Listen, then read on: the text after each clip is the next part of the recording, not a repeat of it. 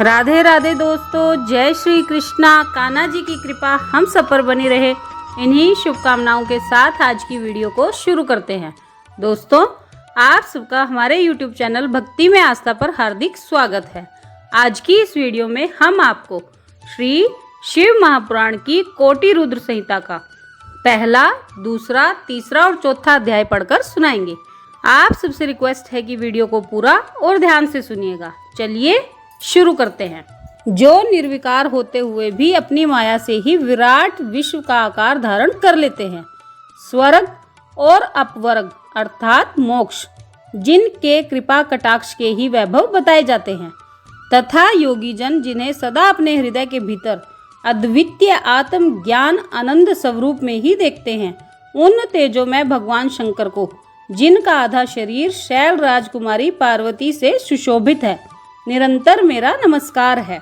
जिसकी कृपा पूर्ण चितवन बड़ी ही सुंदर है, जिसका मुखारविंद मंद मुस्कान की छटा से अत्यंत मनोहर दिखाई देता है, जो चंद्रमा की कला से परम उज्जवल हैं, जो आध्यात्मिक आदि तीनों तापों को शांत कर देने में भी समर्थ है, जिसका स्वरूप सचिन्मय एवं परम आनंद रूप से प्रकाशित होता है, तथा जो गिरिराज नंदिनी पार्वती के भुज पाश से आवेष्टित है, वह शिव नामक कोई अनिर्वचनीय तेज पुंज सबका मंगल करे।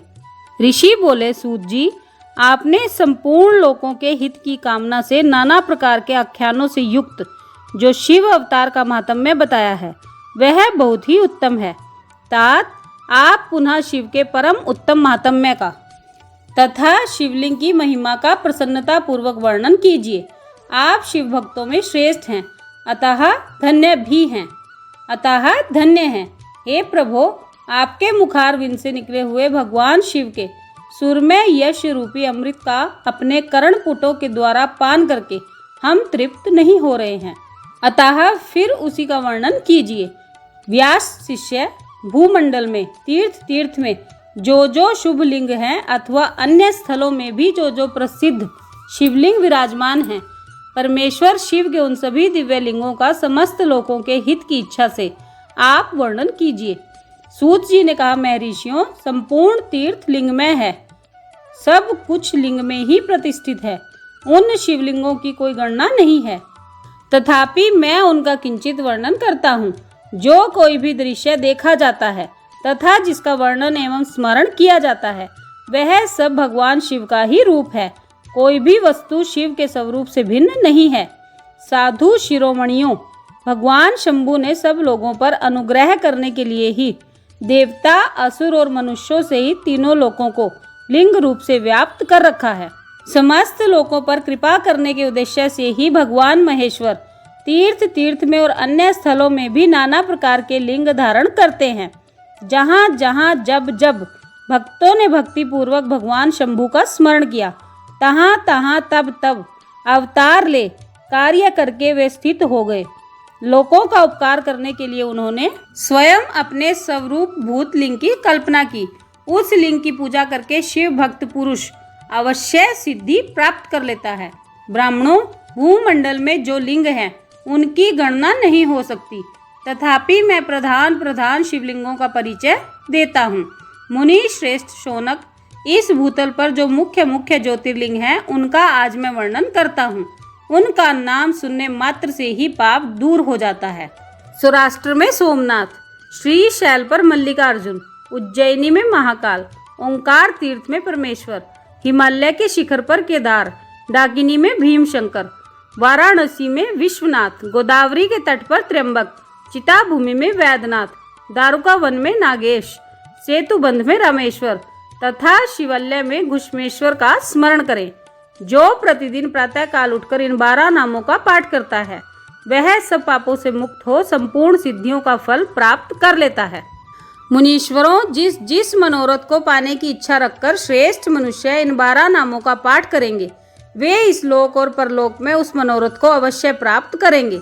जो शुद्ध अंतःकरण वाले पुरुष निष्काम भाव से इन नामों का पाठ करेंगे, उन्हें कभी माता के गर्भ में निवास नहीं करना पड़ेगा। इन सबके पूजन मात्र से ही इहलोक में समस्त वर्णों के लोगों के दुखों का नाश हो जाता है और परलोक में उन्हें अवश्य ही मोक्ष प्राप्त होता है। इन 12 ज्योतिर्लिंगों का नैवेद्य यत्न पूर्वक ग्रहण करना चाहिए। ऐसा करने वाले पुरुष के सारे पाप उसी क्षण जलकर भस्म हो जाते हैं। यह मैंने ज्योतिर्लिंगों के दर्शन और पूजन का फल बताया। अब ज्योतिर्लिंगों के उपलिंग भी बताए जाते हैं। मुनीश्वरों, ध्यान देकर सुनो। सोमनाथ का जो उपलिंग है उसका नाम अंतकेश्वर है। वह उपलिंग मही नदी और समुद्र के संगम पर स्थित है। मल्लिकार्जुन से प्रकट उपलिंग रुद्रेश्वर के नाम से प्रसिद्ध है। वह भृगु कक्ष में स्थित है और उपासकों को सुख देने वाला है। महाकाल संबंधी उपलिंग दुग्धेश्वर या दूधनाथ के नाम से प्रसिद्ध है। वह नर्मदा के तट पर है तथा समस्त पापों का निवारण करने वाला कहा गया है। ओंकारेश्वर संबंधी उपलिंग कर्दमेश्वर के नाम से प्रसिद्ध है। वह बिंदु सरोवर के तट पर है और उपासक को संपूर्ण मनोवांछित फल प्रदान करता है। केदारेश्वर संबंधी उपलिंग भूतेश्वर के नाम से प्रसिद्ध है और यमुना तट पर स्थित है। जो लोग उसका दर्शन और पूजन करते हैं उनके बड़े से बड़े पापों का वह निवारण करने वाला बताया गया है। भीम शंकर संबंधी उपलिंग भीमेश्वर के नाम से प्रसिद्ध है। वह भी सह्य पर्वत पर ही स्थित है और महान बल की वृद्धि करने वाला है। नागेश्वर संबंधी उपलिंग का नाम भी भूतेश्वर ही है। वह मल्लिका सरस्वती के तट पर स्थित है और दर्शन करने मात्र से सब पापों को हर लेता है। रामेश्वर से प्रकट हुए उपलिंग को गुप्तेश्वर और घुष्मेश्वर से प्रकट हुए उपलिंग को व्याघ्रेश्वर कहा गया है। ब्राह्मणों, इस प्रकार यहाँ मैंने ज्योतिर्लिंगों के उपलिंगों का परिचय दिया। ये दर्शन मात्र से पापहारी तथा संपूर्ण अभिष्ट के दाता होते हैं। ये मुख्यता को प्राप्त हुए प्रधान शिवलिंग बताए गए हैं। अब अन्य प्रमुख शिवलिंगों का वर्णन सुनो। ये था पहला अध्याय। अब दूसरा अध्याय सुनिए। काशी आदि के विभिन्न लिंगों का वर्णन तथा अत्रीश्वर की उत्पत्ति के प्रसंग में गंगा और शिव के अत्रि के तपोवन में नित्य निवास करने की कथा। सूत जी कहते हैं, मुनीश्वरों, गंगा जी के तट पर मुक्तिदायिनी काशीपुरी सुप्रसिद्ध है। वह भगवान शिव की निवास स्थली मानी गई है। उसे शिवलिंगमय ही समझना चाहिए।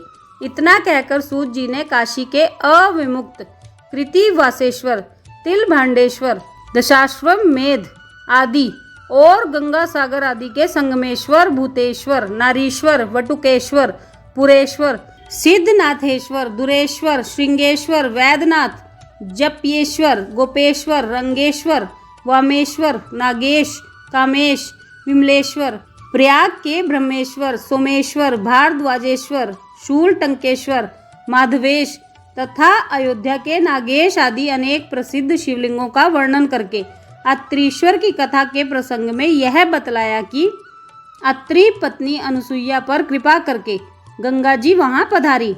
अनुसुईया ने गंगा जी से सदा वहां निवास करने के लिए प्रार्थना की। तब गंगा जी ने कहा, अनुसुईये, यदि तुम 1 वर्ष तक की हुई शंकर जी की पूजा और पति सेवा का फल मुझे दे दो तो मैं देवताओं का उपकार करने के लिए यहाँ सदा ही स्थित रहूंगी। पतिव्रता का दर्शन करके मेरे मन को जैसी प्रसन्नता होती है वैसी दूसरे उपायों से नहीं होती। सती अनुसुईये, यह मैंने तुमसे सच्ची बात कही है। पतिव्रता स्त्री का दर्शन करने से मेरे पापों का नाश हो जाता है और मैं विशेष शुद्ध हो जाती हूँ, क्योंकि पतिव्रता नारी पार्वती के समान पवित्र होती है। अतः यदि तुम जगत का कल्याण करना चाहती हो और लोक हित के लिए मेरी मांगी हुई वस्तु मुझे दे देती हो तो मैं अवश्य यहाँ स्थिर रूप से निवास करूँगी। सूत जी कहते हैं, मुनियों, गंगा जी की यह बात सुनकर पतिव्रता अनुसुईया ने वर्ष भर का वह सारा पुण्य उन्हें दे दिया। अनुसुईया के पतिव्रत संबंधी उस महान कर्म को देखकर भगवान महादेव जी प्रसन्न हो गए और पार्थिव लिंग से तत्काल प्रकट हो उन्होंने साक्षात दर्शन दिया। शंभु बोले, साध्वी अनुसुईये, तुम्हारा यह कर्म देखकर मैं बहुत ही प्रसन्न हूँ। प्रिय पतिव्रते, वर मांगो, क्योंकि तुम मुझे बहुत ही प्रिय हो। उस समय वे दोनों पति पत्नी अद्भुत सुंदर आकृति एवं पंचमुख आदि से युक्त भगवान शिव को वहां प्रकट हुआ देख बड़े विस्मित हुए। उन्होंने हाथ जोड़ नमस्कार और स्तुति करके बड़े भक्तिभाव से भगवान शंकर का पूजन किया। फिर उन लोक कल्याणकारी शिव से कहा। ब्राह्मण दंपत्ति बोले, देवेश्वर, यदि आप प्रसन्न हैं और जगदम्बा गंगा भी प्रसन्न हैं तो आप इस तपोवन में निवास कीजिए और समस्त लोगों के लिए सुखदायक हो जाइए। तब गंगा और शिव दोनों ही प्रसन्न हो उस स्थान पर जहाँ वे ऋषि शिरोमणि रहते थे प्रतिष्ठित हो गए। इन्हीं शिव का नाम वहाँ अत्रीश्वर हुआ। ये था दूसरा अध्याय। अब तीसरा अध्याय सुनिए। ऋषिका पर भगवान शिव की कृपा। एक असुर से उसके धर्म की रक्षा करके उसके आश्रम में नंदिकेश नाम से निवास करना और वर्ष में एक दिन गंगा का भी वहां आना। तदंतर श्री सूत जी ने जब बहुत से शिवलिंगों के कथा प्रसंग सुना दिए, तब ऋषियों ने पूछा, महामते सूत जी, वैशाख शुक्ल सप्तमी के दिन गंगा जी नर्मदा में कैसे आई? इसका विशेष रूप से वर्णन कीजिए। वहाँ महादेव जी का नाम नंदिकेश्वर कैसे हुआ? इस बात को भी प्रसन्नता पूर्वक बताइए। सूत जी ने कहा, मैं ऋषियों एक ब्राह्मणी थी जिसका नाम ऋषिका था।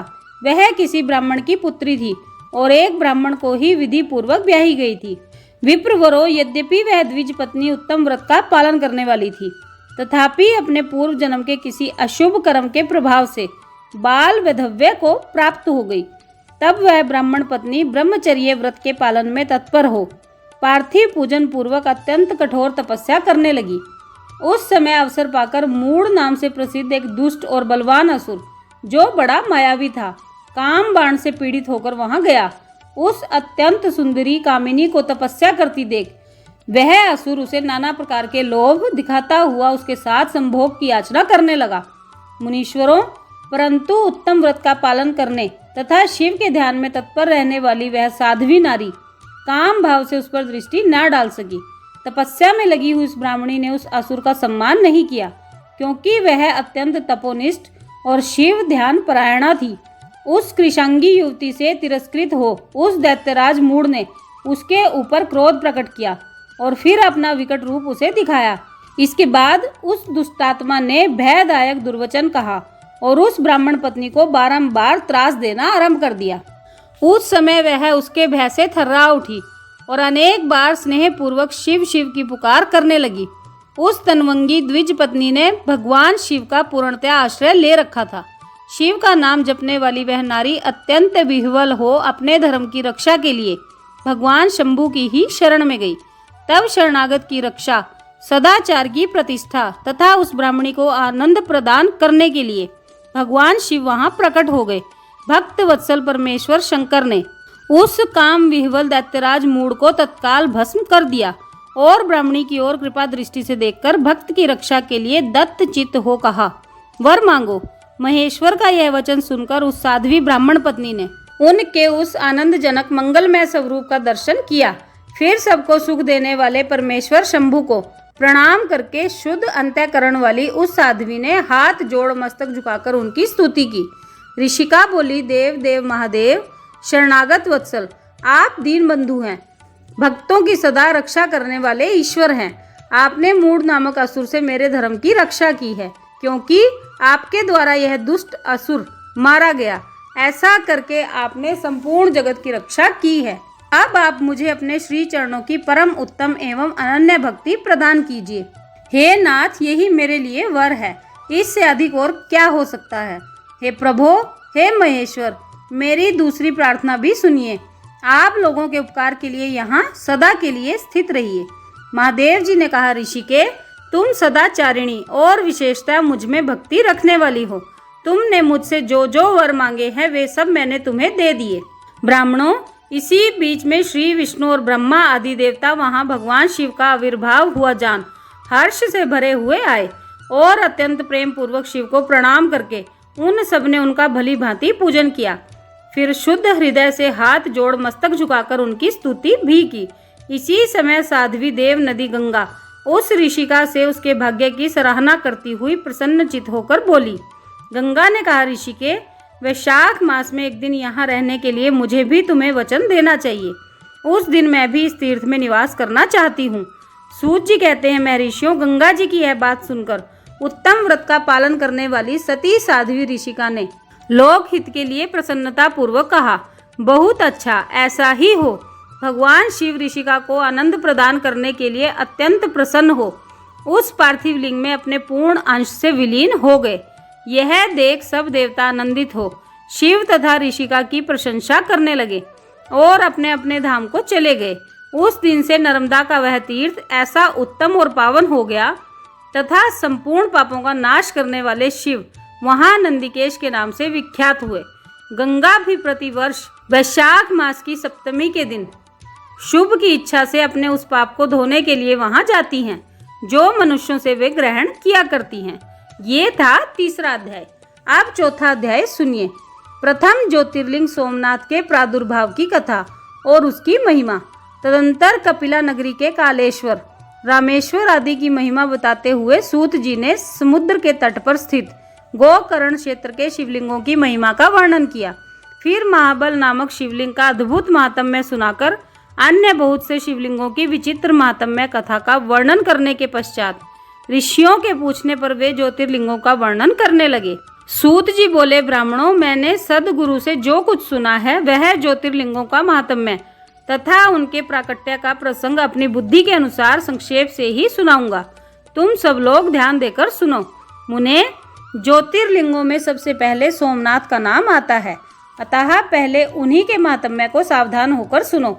मुनीश्वरों, महामना प्रजापति दक्ष ने अपनी अश्विनी आदि 27 कन्याओं का विवाह चंद्रमा के साथ किया था। चंद्रमा को स्वामी के रूप में पाकर वे दक्ष कन्याएं विशेष शोभा पाने लगी तथा चंद्रमा भी उन्हें पत्नी के रूप में पाकर निरंतर सुशोभित होने लगे। उन सब पत्नियों में भी जो रोहिणी नाम की पत्नी थी, एकमात्र वही चंद्रमा को जितनी प्रिय थी उतनी दूसरी कोई पत्नी कदापि प्रिय नहीं हुई। इससे दूसरी स्त्रियों को बड़ा दुख हुआ। वे सब अपने पिता की शरण में गईं। वहां जाकर उन्होंने जो भी दुख था उसे पिता को निवेदन किया। द्विजों, वह सब सुनकर दक्ष भी दुखी हो गए और चंद्रमा के पास आकर शांतिपूर्वक उनसे बोले। दक्ष ने कहा, कलानिधे, तुम निर्मल कुल में उत्पन्न हुए हो। तुम्हारे आश्रय में रहने वाली जितनी स्त्रियां हैं उन सबके प्रति तुम्हारे मन में न्यून अधिक का भाव क्यों है? तुम किसी को अधिक और किसी को कम प्यार क्यों करते हो? अब तक जो किया सो किया, अब आगे फिर कभी ऐसा विषमता पूर्ण बर्ताव तुम्हें नहीं करना चाहिए, क्योंकि उसे नरक देने वाला बताया गया है। सूत जी कहते हैं, मैं ऋषियों अपने दामाद चंद्रमा से स्वयं ऐसी प्रार्थना करके प्रजापति दक्ष घर को चले गए। उन्हें पूर्ण निश्चय हो गया था कि अब फिर आगे ऐसा नहीं होगा, परंतु चंद्रमा ने प्रबल भावी से विवश होकर उनकी बात नहीं मानी। वे रोहिणी में इतने आसक्त हो गए थे कि दूसरी किसी पत्नी का कभी आदर नहीं करते थे। इस बात को सुनकर दक्ष दुखी हो फिर स्वयं आकर चंद्रमा को उत्तम नीति से समझाने तथा न्यायोचित बर्ताव के लिए प्रार्थना करने लगे। दक्ष बोले, चंद्रमा सुनो, मैं पहले अनेक बार तुमसे प्रार्थना कर चुका हूँ, फिर भी तुमने मेरी बात नहीं मानी, इसलिए आज शाप देता हूँ कि तुम्हें क्षय का रोग हो जाए। सूत जी कहते हैं, दक्ष के इतना कहते ही क्षण भर में चंद्रमा क्षय रोग से ग्रस्त हो गए। उनके क्षीण होते ही उस समय सब और महान हाहाकार मच गया। सब देवता और ऋषि कहने लगे कि हाय हाय, अब क्या करना चाहिए, चंद्रमा कैसे ठीक होंगे। मुने, इस प्रकार दुख में पड़कर वे सब लोग विह्वल हो गए। चंद्रमा ने इंद्र आदि सब देवताओं तथा ऋषियों को अपनी अवस्था सूचित की। तब इंद्र आदि देवता तथा वशिष्ठ आदि ऋषि ब्रह्मा जी की शरण में गए। उनकी बात सुनकर ब्रह्मा जी ने कहा, देवताओं, जो हुआ सो हुआ, अब वह निश्चय ही पलट नहीं सकता, अतः उसके निवारण के लिए मैं तुम्हें एक उत्तम उपाय बताता हूँ। आदर पूर्वक सुनो। चंद्रमा देवताओं के साथ प्रभास नामक शुभ क्षेत्र में जाएं और वहां मृत्युंजय मंत्र का विधि पूर्वक अनुष्ठान करते हुए भगवान शिव की आराधना करें। अपने सामने शिवलिंग की स्थापना करके वहां चंद्रदेव नित्य तपस्या करें। इससे प्रसन्न होकर शिव उन्हें क्षय रहित कर देंगे। तब देवताओं तथा ऋषियों के कहने से ब्रह्मा जी की आज्ञा के अनुसार चंद्रमा ने वहां 6 महीने तक निरंतर तपस्या की। मृत्युंजय मंत्र से भगवान ऋषभ ध्वज का पूजन किया। 10 करोड़ मंत्र का जप और मृत्युंजय का ध्यान करते हुए चंद्रमा वहां स्थिर चित होकर लगातार खड़े रहे। उन्हें तपस्या करते देख भक्त वत्सल भगवान शंकर प्रसन्न हो उनके सामने प्रकट हो गए और अपने भक्त चंद्रमा से बोले। शंकर जी ने कहा, चंद्रदेव, तुम्हारा कल्याण हो, तुम्हारे मन में जो अभीष्ट हो वह वर मुझसे मांगो, मैं प्रसन्न हूँ, तुम्हें संपूर्ण उत्तम वर प्रदान करूँगा। चंद्रमा बोले, देवेश्वर, यदि आप प्रसन्न हैं तो मेरे लिए क्या असाध्य हो सकता है। तथापि प्रभो शंकर, आप मेरे शरीर के क्षय रोग का निवारण कीजिए। मुझसे जो अपराध बन गया हो उसे क्षमा कर दीजिए। शिवजी ने कहा, चंद्रदेव, एक पक्ष में प्रतिदिन तुम्हारी कला क्षीण हो और दूसरे पक्ष में फिर वह निरंतर बढ़ती रहे। तदंतर चंद्रमा ने भक्ति भाव से भगवान शंकर की स्तुति की। इससे पहले निराकार होते हुए भी वे भगवान शिव फिर साकार हो गए। देवताओं पर प्रसन्न हो उस क्षेत्र के महात्म्य को बढ़ाने तथा चंद्रमा के यश का विस्तार करने के लिए भगवान शंकर उन्हीं के नाम पर वहां सोमेश्वर कहलाए और सोमनाथ के नाम से तीनों लोकों में विख्यात हुए। ब्राह्मणों, सोमनाथ का पूजन करने से वे उपासक के क्षय तथा कोढ़ आदि रोगों का नाश कर देते हैं। ये चंद्रमा धन्य हैं, कृत्य हैं, जिनके नाम से तीनों लोकों के स्वामी साक्षात भगवान शंकर भूतल को पवित्र करते हुए प्रभास क्षेत्र में विद्यमान हैं। वहीं संपूर्ण देवताओं ने सोम कुंड की भी स्थापना की है, जिसमें शिव और ब्रह्मा का सदा निवास माना जाता है। चंद्र कुंड इस भूतल पर पाप नाशन तीर्थ के रूप में प्रसिद्ध है। जो मनुष्य उसमें स्नान करता है वह सब पापों से मुक्त हो जाता है। क्षय आदि जो असाध्य रोग होते हैं वे सब उस कुंड में 6 मास तक स्नान करने मात्र से नष्ट हो जाते हैं। मनुष्य जिस फल के उद्देश्य से इस उत्तम तीर्थ का सेवन करता है उस फल को सर्वथा प्राप्त कर लेता है, इसमें संशय नहीं है। चंद्रमा निरोग होकर अपना पुराना कार्य संभालने लगे। इस प्रकार मैंने सोमनाथ की उत्पत्ति का सारा प्रसंग सुना दिया। मुनीश्वरों, इस तरह सोमेश्वर लिंग का प्रादुर्भाव हुआ है। जो मनुष्य सोमनाथ के प्रादुर्भाव की इस कथा को सुनता अथवा दूसरों को सुनाता है वह संपूर्ण अभीष्ट को पाता और सब पापों से मुक्त हो जाता है। बोलिए भगवान भोलेनाथ की जय। ये था चौथा अध्याय। तो दोस्तों, ये था श्री शिव महापुराण की कोटि रुद्र संहिता का पहला, दूसरा, तीसरा और चौथा अध्याय। आप सबने वीडियो को ध्यान से सुना, इसके लिए आपका धन्यवाद। आज की वीडियो में बस इतना ही। कल फिर मिलेंगे एक और वीडियो के साथ। तब तक स्वस्थ रहिए, मस्त रहिए, अपना और अपनों का ख्याल रखते रहिए और भगवान भोलेनाथ के श्री चरणों से जुड़े रहिए। राधे राधे दोस्तों। जय श्री कृष्णा, जय माता दी।